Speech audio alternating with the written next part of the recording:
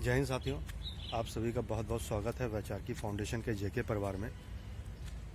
जैसा कि आप जानते होंगे, इस टाइम वर्तमान समय में महाराष्ट्र सरकार में भूचाल मचा हुआ है और इसका मुख्य कारण यह है कि कुछ दिनों पहले अंबानी परिवार के घर के सामने एक स्कॉर्पियो गाड़ी मिलती है जिसमें जिलेटिन की छड़ें और विस्फोटक पदार्थ रखे रहते हैं।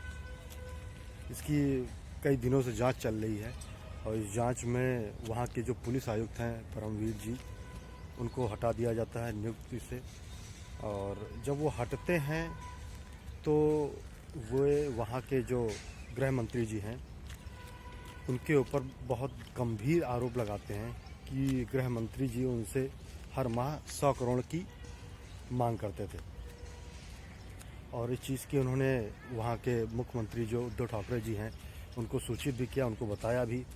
और कल उन्होंने मीडिया से जब वो रूबरू हुए तो उन्होंने अपने जो साक्ष्य थे इस चीज़ के, उन्होंने वो भी सामने दिखाए उनको चैट के माध्यम से कि ये सारी चीज़ें चैट हैं कि जो वहाँ के गृह मंत्री जी हैं वो उनसे कैसे धन उगाही के लिए कहते थे। मुझे ये नहीं समझ में आ रहा है कि जब पुलिस आयुक्त जी की चीज़ की पहले से जानकारी थी कि वहाँ के जो गृह मंत्री जी हैं वो उनसे भ्रष्टाचार करने को कह रहे हैं, तो उन्होंने पहले क्यों नहीं बताया देश को, समाज को। जब तलवार उन पे अटक गई तब उनको याद आ रहा है कि मुख्यमंत्री जी के जो गृह मंत्री जी हैं उन्होंने मांग किया है कि 100 करोड़ की उगाही के लिए। और ये 100 करोड़ रुपए वो अपनी जेब से तो देंगे नहीं, देने के लिए उन्हें हम और आप जैसे लोग मिलते हैं। हम और आपकी जेबें खाली कराई जाती हैं उन तक रुपए पहुंचाने के लिए। यह हमारे देश में कोई पहली बार ऐसा चीज़ नहीं आई है कि किसी चीज़ में मांग की जा रही है। ये तभी सामने आती है जब उनके ऊपर खुद पे बीतती है, तब वो मीडिया को, तब वो देश को बताते हैं कि हाँ, उनसे इस तरीके से मांग की जा रही है। और सबसे बड़ी बात इस मामले में अंबानी परिवार के सामने जो कार मिली थी मनसुख जी की, वो भी मृत मिले। एक आदमी जिसकी कार चोरी हो जाती है और बाद में उसी की हत्या हो जाती है, ये कितनी बड़ी साजिश हो रही है ये हम और आप समझ ही नहीं सकते हैं। ये कितना बड़ा खेल किया जा रहा है। इस खेल में आगे कौन कौन नपेगा वो तो भगवान ही जाने, क्या होगा क्या नहीं, सच्चाई सामने आ पाएगी कि नहीं आ पाएगी। अगर मामला कोर्ट में भी जाएगा तो कोर्ट में मामला जाने के बाद वो 1 साल 2 साल और फिर जांचें चलती रहेंगी और साल दर साल तारीख मिलती रहेगी। सबसे बड़ा सवाल ये है कि आखिर इस व्यवस्था के लिए कौन सबसे बड़ा जिम्मेदार है। हमें उस व्यक्ति को निकालना चाहिए जिसकी वजह से समाज में इस तरीके की स्थिति पनप रही है।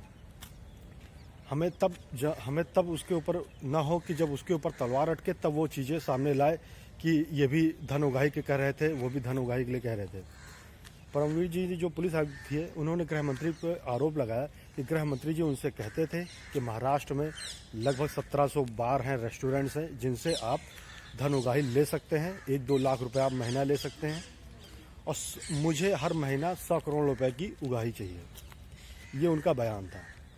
जब गृह मंत्री जी का ऐसा बयान है तो आप समझ लीजिए देश की और लोगों का क्या होगा। ये गृह मंत्री भारत सरकार की मैं बात नहीं कर रहा हूँ, मैं महाराष्ट्र सरकार के गृह मंत्री बात कर रहा हूँ। ये एक व्यवस्था के खिलाफ है जिसको भारत सरकार को सोचना चाहिए कि इनके लिए क्या किया जाए। और इनके लिए केवल एक जांच कमेटी ना बैठा दिया जाए, उस जांच कमेटी का एक परत दर परत लोगों के सामने प्रस्तुत किया जाए और वो भी जल्दी से जल्दी, जिससे जनता को अपने आप को ठगा हुआ महसूस न समझ सके। और साथियों यही कहूँगा कि सरकार को इसके लिए सबसे बड़ा जिम्मेदार कौन है इस व्यवस्था के लिए। महाराष्ट्र में जो स्थिति चल रही है उसको जल्दी से जल्दी उसका पर्दाफाश किया जाए। हम यही मांग करते हैं NIA से भी और CBI से भी ये मांग करते हैं, अगर उनके पास ये जांच जाती है तो जल्दी से जल्दी इस चीज़ को वो बताने का कष्ट करें। धन्यवाद साथियों। और नीचे जो वो सब्सक्राइब का बटन है ना, उसको हिट करो, जल्दी से करो सब्सक्राइब।